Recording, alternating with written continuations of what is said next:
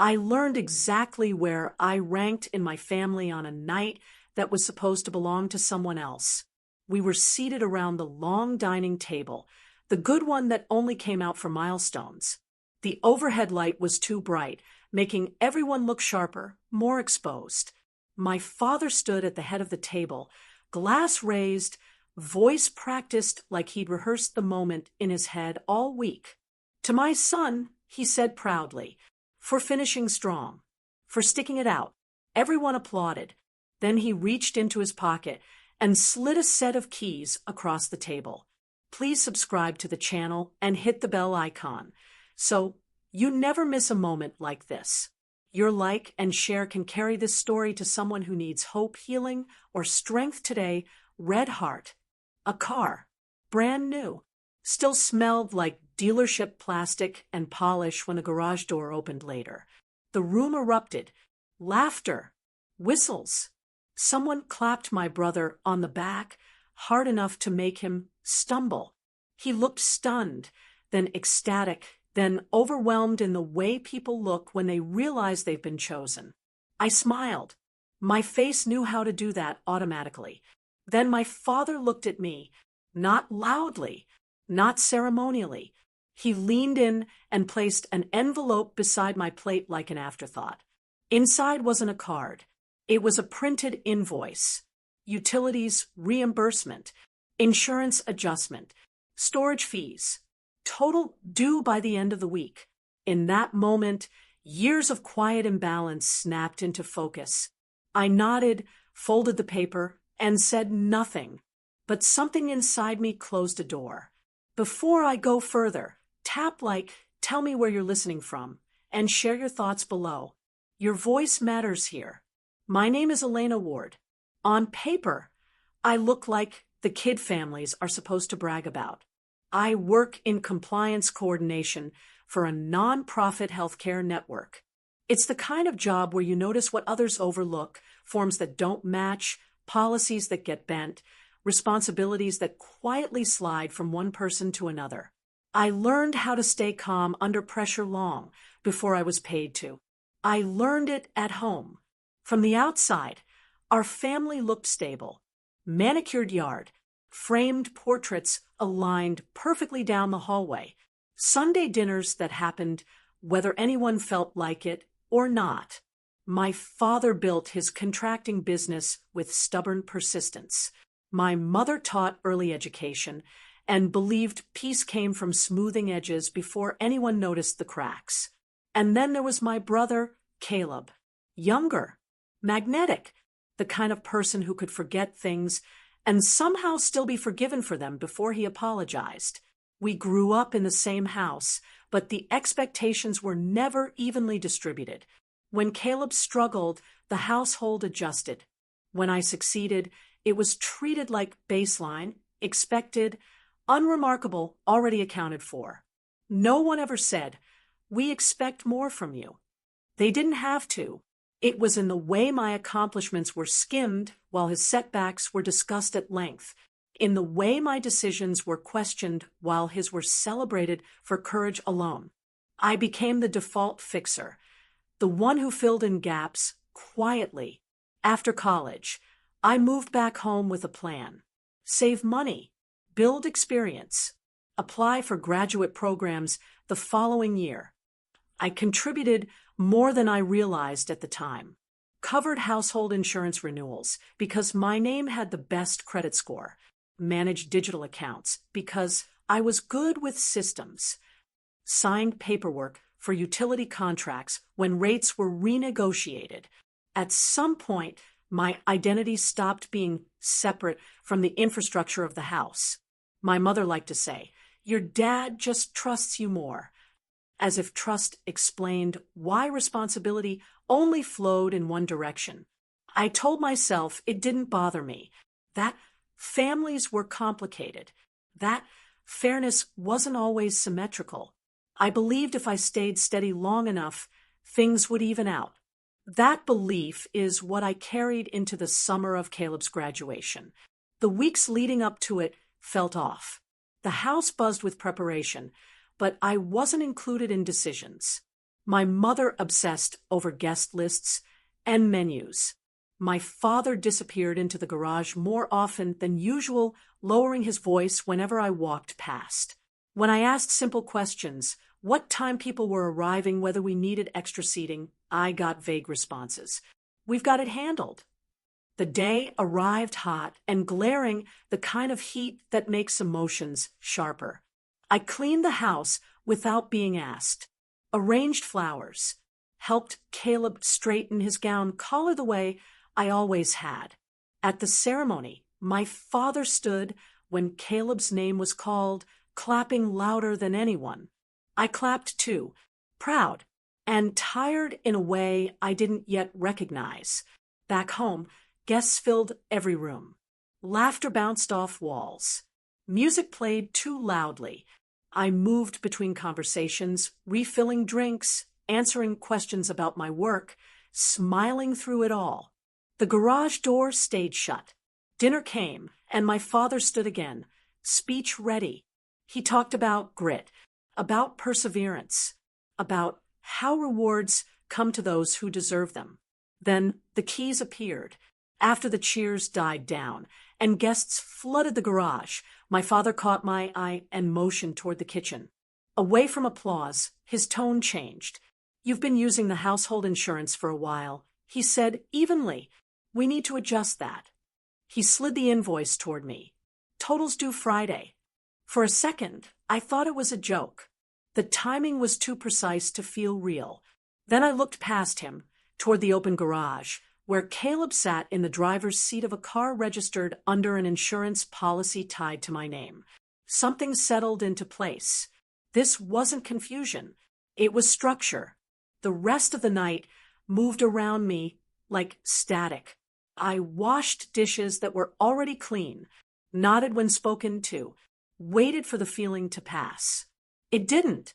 Later, alone in my room, I opened my laptop and reviewed accounts I'd managed for years, policies, utilities, registrations. Everything linked back to me. That was when I realized the favor I'd been doing wasn't kindness. It was permission, and I had never revoked it. I didn't storm out. I didn't slam doors or yell.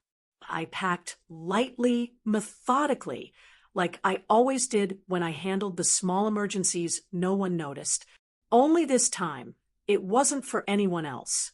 A short note, folded neatly, went on the fridge. "I'm stepping back. I'll reach out when I'm ready. Please respect my space." Then I left. I drove without a destination. The familiar streets blurred into an unfamiliar rhythm, as if the city itself recognized my quiet defiance. For the first time in years, I wasn't chasing perfection. I wasn't balancing the family budget, smoothing conflicts, or reminding my brother to call people back. I was just moving. I stayed with a friend who never asked for explanations, who gave me a spare key and space I didn't know I could need so badly. No lectures, no questions, just a quiet corner to breathe. Meanwhile, the house started to unravel, slowly, deliberately. Caleb floundered first. Tasks I had handled for him, appointments and reminders, deadlines for insurance and school registrations, everything I'd absorbed without thought suddenly required his attention. He called more than once, his voice tight, fumbling, admitting confusion he'd never allowed himself to show before. He was navigating responsibility for the first time in his life, and it felt dangerous because the safety net had been quietly yanked away. My mother's transformation was subtler, but no less profound. Gone were frantic voicemails, the endless hovering that tried to make chaos invisible. Instead, she sent short messages. "The lawn needs watering. The bills are due Tuesday." In between, a few awkward apologies for expecting me to always handle things. My father, predictable, controlling, unshakable, was the last to adjust.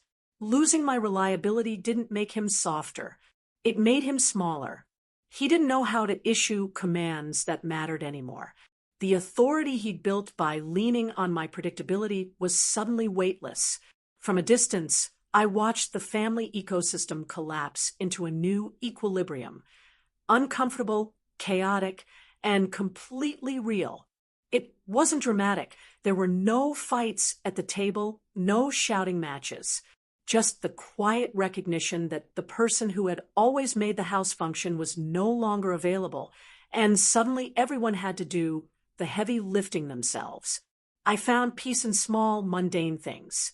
I cooked dinners for myself instead of anyone else, walked through neighborhoods I'd never explored, paid bills on my own schedule, lived in a space where my energy wasn't automatically claimed by others. The silence was different this time. It wasn't punishment. It was boundary.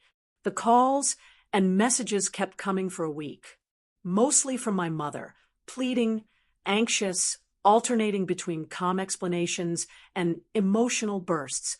Are you sure you're okay? We just need to talk. Why are you making this harder than it has to be? I didn't answer. I didn't need to. My absence had meaning. I wasn't punishing anyone. I was letting the truth speak for itself.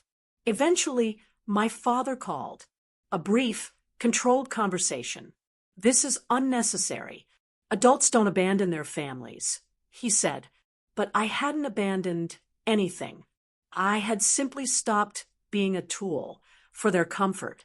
A week later, Caleb called and asked to meet at a coffee shop. Neutral ground.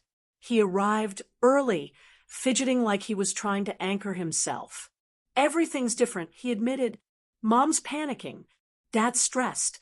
I don't know how to handle all this." I sipped my coffee calmly. "I'm not disappearing," I said. "I just stopped doing things that were never mine to begin with." He blinked, a slow understanding dawning. "So, I have to figure stuff out on my own." "Yes." For the first time, I said, letting the pause stretch. "I'll help when I can, but I won't manage your responsibilities anymore." The realization seemed to frighten him, but he nodded. He understood, intellectually at least, that I wasn't being cruel. I was being honest. Over the following weeks, my family began to adjust. Conversations slowed. Expectations softened.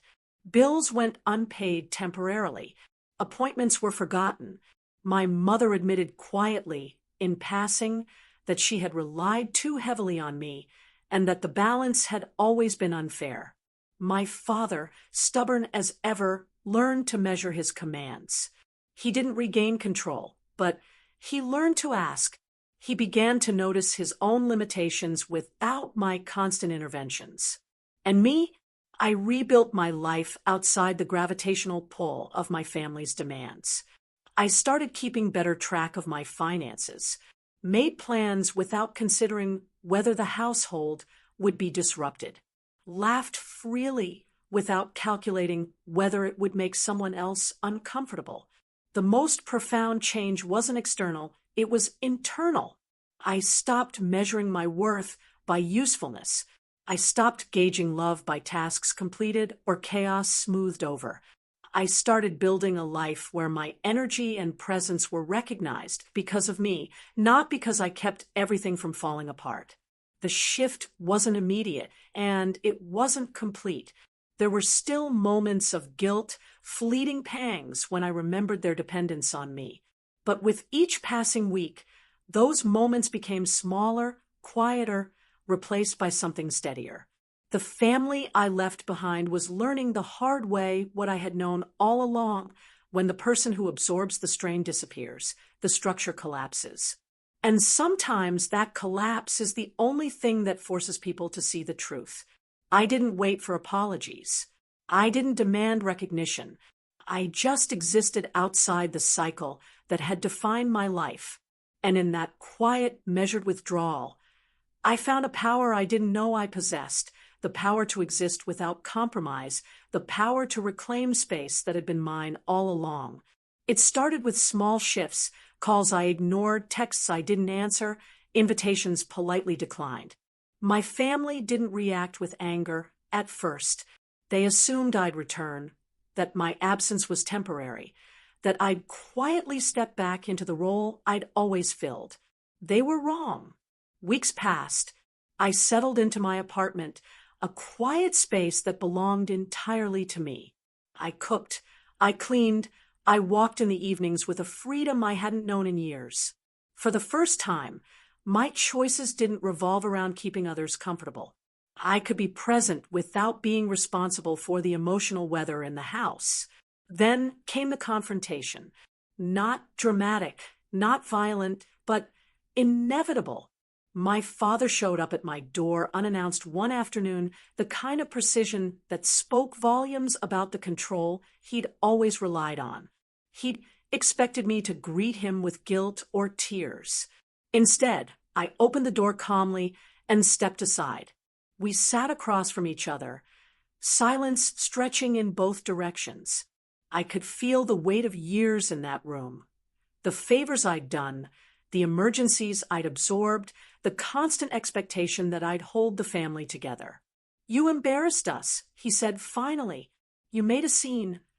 I looked at him, steady. "I left quietly." I said, "That's not a scene. That's you handing me the truth about my place here." His eyes flicked away for a moment. "You're twisting this." "No," I said, "I'm accepting it. I finally understand my role. I've always been responsible, patient, dependable, and that's not enough to earn fairness, recognition, or respect. That's just enough to be useful, and I'm done being useful without being seen." He leaned back, jaw tight, weighing my words. "You're really going to do this? Walk away over money?" I shook my head. "It's not about money. It's about clarity." And that was the turning point. Not a single apology, not a dramatic collapse, just quiet acknowledgement that I was no longer playing by their rules. The fallout began to ripple through the household immediately. My brother, who had long relied on me as the invisible safety net, struggled to keep up. Calls came, hesitant, unsure, sometimes angry, but he was learning responsibility the hard way. No one to buffer his mistakes, no one to cover deadlines, no one to solve minor crises. He floundered, but he adapted. Slowly, my mother's change was quieter, slower. She stopped trying to smooth over everything, stopped sending frantic voicemails, stopped pretending everything was fine. She had to face the reality that life couldn't run on silence and invisible labor forever. Between small messages and accidental admissions, I saw her begin to confront her own habits, the way she had relied on my endurance to maintain her version of peace. My father was the last to adjust. The authority he'd built by leaning on my reliability collapsed without me there to hold it up. He called less, issued fewer ultimatums, and learned messily, reluctantly, that control couldn't exist when the person holding the threads chose to step back. Meanwhile, I thrived in the quiet I had carved for myself. I paid bills on my schedule, cooked for myself, slept without bracing for the next disruption. I didn't need anyone's validation to feel whole. My work was meaningful. My friendships were chosen, not obligations. And in that space, I began to understand what freedom really felt like. The final confrontation with my brother came weeks later, not in anger, but in realization. Over coffee, he admitted his fear. "I've never had to handle this stuff myself," he confessed. "I didn't know how fragile things could be without you." I nodded. "And now you know. I'm not disappearing. I'm just done being the person who fixes everything for everyone else. You have to step into that space yourself." He winced, but slowly a sense of understanding dawned. For the first time, he was accountable. Not because I had imposed it, but because I had withdrawn my labor and my energy. Over the months, the family shifted. Expectations softened. Conversations changed tone. My father no longer demanded. My mother no longer smoothed over at the cost of her own awareness. And my brother began to grow into the responsibility he had long avoided. I didn't wait for apologies. I didn't demand gratitude. I had stopped measuring my value by usefulness. My life was my own. And in that quiet space, I discovered something profound. Choosing yourself isn't selfish. It's honest. It's a boundary. It's the first step toward reclaiming a sense of self that had been quietly eroded for decades. Some nights, I reflected on that dinner, on the $900 rent demand, on the applause for my brother, and the silence directed at me. The anger came sometimes sharp and quick, but it didn't drive me. What drove me was clarity, the recognition that I had the right to exist outside the expectations and the invisible labor. The final lesson was simple. Peace doesn't come from enduring unfairness. Love doesn't require shrinking to make others comfortable. And choosing yourself, even when it disrupts family, isn't cruelty, it's survival. In the end, my family didn't fall apart. They adjusted painfully and imperfectly to the absence of my constant labor. I didn't burn bridges. I built boundaries. The relationships remained, but the dynamics had shifted irrevocably. I existed fully without compromise, and that quiet assertion of self turned out to be the most lasting consequence of all.